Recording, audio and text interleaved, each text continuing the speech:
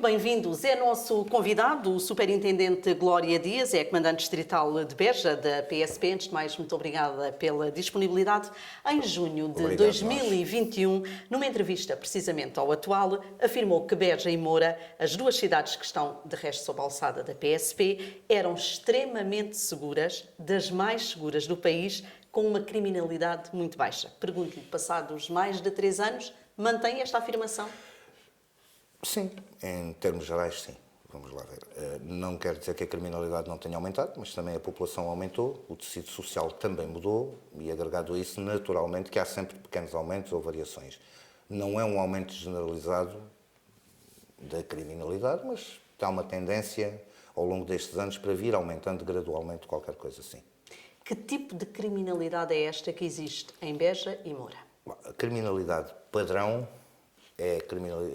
são os crimes contra o património, é o mais normal, portanto, o pequeno furto, não os assaltos a residências, não é algo que tenhamos muitos, mesmo a viaturas, acontece pontualmente um caso ou outro, mas pequenos furtos de ocasião, isso acontece bastante. E violência interpessoal, são crimes contra as pessoas. Isso, infelizmente, é algo que no nosso distrito tem acontecido com muita regularidade. Em relação aos crimes contra o património, acaba de dizer que os mais habituais são furtos em viaturas, automóveis. São furtos, não estamos a falar de roubos. Sim. Portanto, estamos a falar de o furto simples, que é um furto não qualificado. O roubo já é um tipo de furto, mas com violência e com outros tipos de características que nós não temos por norma. E como se costuma dizer, às vezes também nos colocamos a jeito. Ouvimos muitas vezes conselhos por parte das autoridades de que não devemos deixar materiais à vista dentro das viaturas, mas nem sempre pensamos muito nisso. Nós aqui no Alentejo, quem vive aqui, habituados a este tipo de vida e este tipo de pequenas cidades, e com populações que se conhecem todas muito bem, continuamos a ter uma postura relativamente às coisas como se vivêssemos numa pequena aldeia. E não deveríamos ter neste momento? Vamos ver, os cuidados devem existir sempre, quer dizer, eu não saio de casa e deixo a porta aberta. Portanto, se eu também não devo sair do carro para ir ao café e deixá-lo ligado com a porta aberta, que acontece sistematicamente, por exemplo, aqui. Basta andarmos pela cidade e vamos, as pessoas vão ao café, deixam o carro aberto, com a porta ligada, com o motor a trabalhar às vezes e portas abertas. Portanto, naturalmente que onde há pessoas, nem todas as pessoas são boas.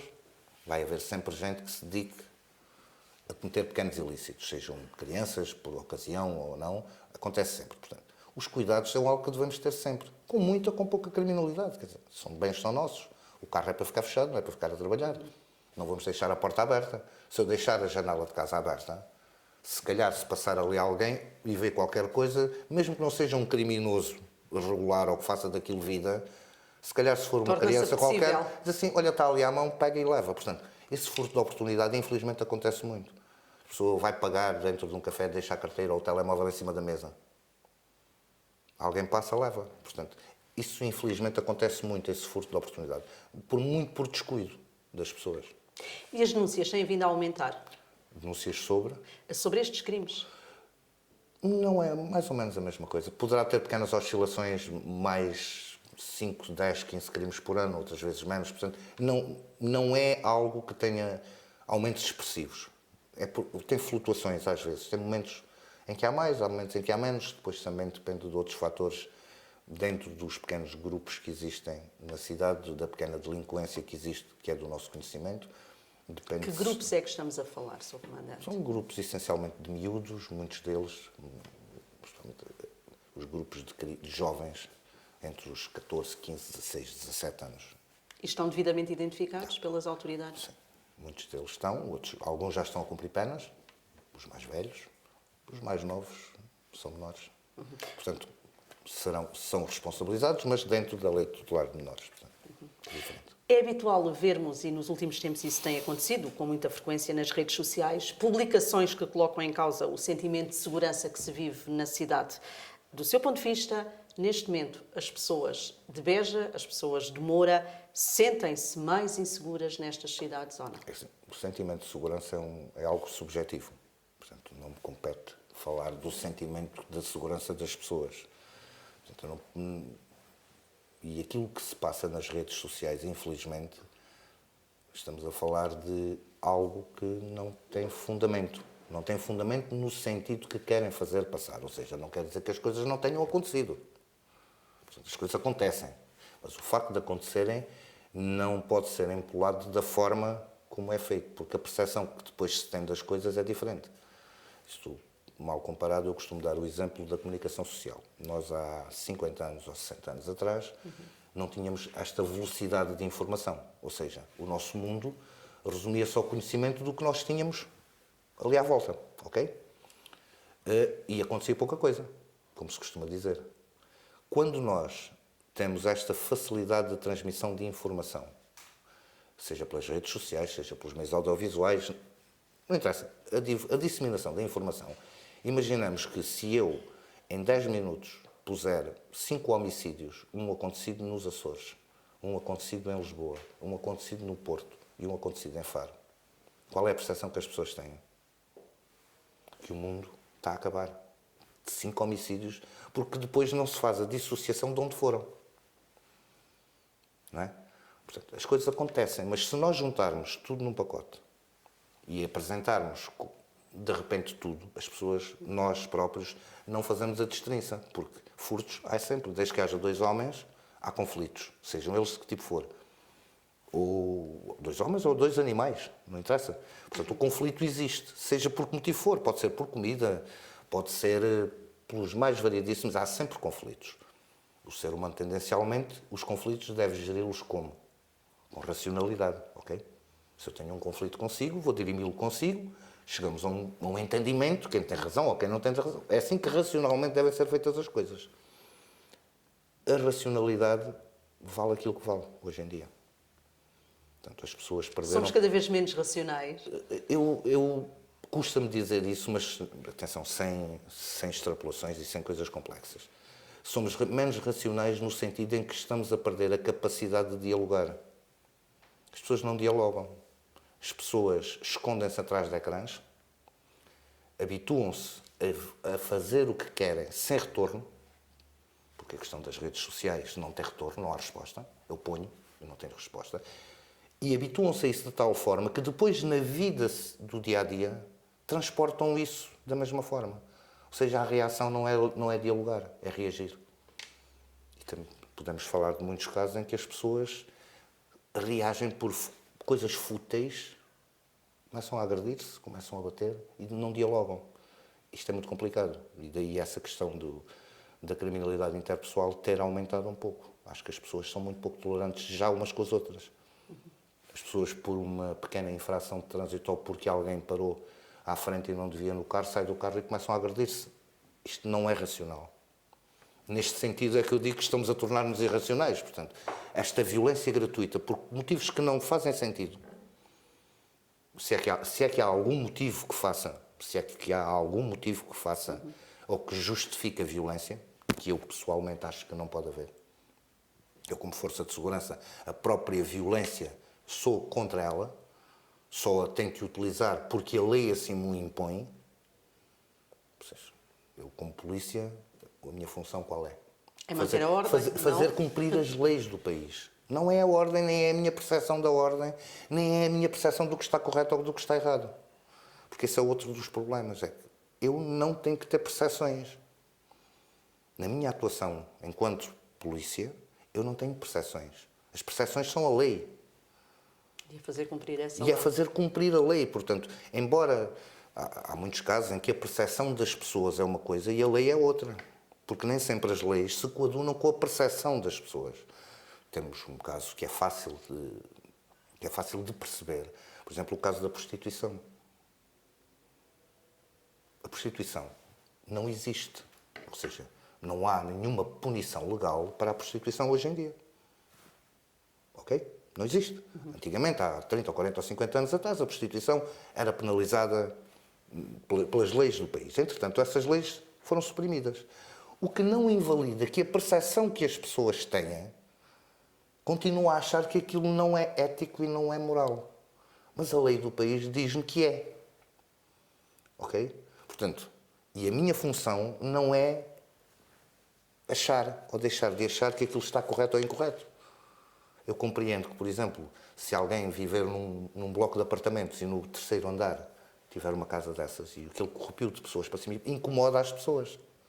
As pessoas não se sentem bem. Eu compreendo isso como cidadão, mas como polícia, aquilo para mim é normal. São pessoas que sobem e descem. A senhora recebe quem quiser na sua casa. Se quiser receber 50 pessoas, ninguém o impede de o fazer. Ok? Portanto, é um pouco isto. A nossa função é fazer cumprir as leis do país. Se depois as leis não são exatamente aquilo que as pessoas estão à espera, por exemplo, já é uma outra questão. É uma questão diferente. Agora, tudo isso afeta as percepções. Agora, essas percepções, nós temos um caso que se fala todos os dias, que é o caso, por exemplo, do consumo de estupefacientes e depois o tráfico associado. O tráfico de estupefacientes existe, sempre existiu. E vai continuar a existir e nós continuamos a combatê-lo. Mas o consumo já não é um crime. Se calhar um cidadão normal, se estiver sentado num café e um toxicodependente se sentar no café e começar a consumir drogas, sejam elas duras, leves ou pesadas, não vai gostar. Mas ele não está a fazer nada de ilegal. Não está a cometer nenhum crime. Eu, como polícia, o que é que faço quando encontro uma situação dessas? Não pode fazer nada. Não. Espero que ele faça aquilo que tem que fazer. Depois identifico e levo à Comissão de Dissuasão de Toxicodependência. Pronto. É um mero ilícito de controle nacional. Agora, dir-me-á, mas o consumo nas vielas... O consumo não é um crime. Portanto, nós não podemos obviar que uma pessoa possa consumir. Mas é também normal a reação das pessoas. Das pessoas é diferente. Por exemplo, a dimensão de Beja, uma cidade pequena, não acontece provavelmente não estaria habituada a este tipo de situações e o que é facto é que se vê mais nas ruas. Mas em termos esse tipo de situações é normal também que as pessoas questionem. Eu compreendo isso. Agora, o problema das percepções é exatamente isto. Assim, uma coisa são as nossas percepções e é muito difícil contrariar as percepções quando depois o próprio ordenamento jurídico do país assim o permite. Agora, a nossa ação é muito limitada e é extremamente pressionada. Porquê? Porque nós entendemos o que as pessoas sentem e queremos tentar que as pessoas não sintam, mas não temos ferramentas para conseguir obviar a que as pessoas não sintam. Nós temos, por exemplo, o caso que foi falado nas comunicações sociais há uns tempos, por causa da moraria em Lisboa, não é? Do consumo, nas vielas. É chato. As pessoas que ali vivem não se sentem bem. Mas qual foi o crime que foi cometido ali? O consumir? Que não é crime. Que não é crime. E nós, polícia, atuamos sobre o crime. Eu não atuo sobre os ilícitos contraordenacionais. Tudo o que é contraordenação, nós subsidiariamente, a polícia, porque mais ninguém faz, isso é outro problema, também trabalhamos, mas a nossa missão não é trabalhar sobre os ilícitos contraordenacionais. É trabalhar sobre o crime. E se a lei não tipifica algo como crime, a minha atuação não existe. Embora nós tenhamos que balancear essa nossa atuação com a tentar com que as pessoas tenham uma percepção diferente daquilo que está a acontecer. Portanto, este jogo das percepções é sempre muito, muito complexo. Atenção, não estou a falar do crime. Isso existe. Não é isso que estamos a dizer. Estamos a falar da percepção que as pessoas têm das coisas. Voltemos então à criminalidade aqui na cidade de Beja e também na cidade de Moura. Como é que olha para o apontar de dedo, sobretudo à população imigrante, que entretanto se fixou aqui nestas duas cidades, certamente que vai acompanhando aquilo que é dito. Como é que a polícia reage a toda esta situação? Há um apontar de dedo claro e direto a esta população imigrante. Os dados que a PSP tem, e não vamos naturalmente falar de dados concretos, podemos dizer que a maior parte dos crimes que aqui são cometidos pela população imigrante, ou isto é realmente uma afirmação falsa e que tem que, de uma vez por todas, ser desmistificada? Ponto prévio. A população divide-se em duas categorias. Só. Não se divide nem em imigrantes, nem em brancos, nem em amarelos, nem em cor-de-rosa. A população divide-se em dois tipos de pessoas. Sim, as pessoas são pessoas. As pessoas que cumprem a lei e as pessoas que não cumprem a lei. Do ponto de vista do polícia. Do meu ponto de vista, desta farda que aqui está. Como disse ainda há pouco, a mim compete-me fazer cumprir a lei. Logo, eu divido as pessoas em duas categorias. Os cumpridores, aqueles que seguem as regras do sítio onde estão e que todos nós temos que as cumprir, incluindo eu, e aqueles que não cumprem. A minha atuação é sobre os que não cumprem. É para isso que o Estado me investiu de poderes. Ok? Portanto, estes são os dois tipos de pessoas. Não há, para mim, polícia, imigrantes, autóctones ou deixar de haver. Há pessoas que cometem ilícitos e há pessoas que não cometem. Pronto. Ponto prévio. Posto isto, significa o quê? Que se há imigrantes que cometem crimes, há, e são punidos por isso. Se há cidadãos portugueses que não são imigrantes, não interessa qual é a sua origem, são cidadãos portugueses que cometem crimes, também os há. E são punidos sempre que nós os podemos.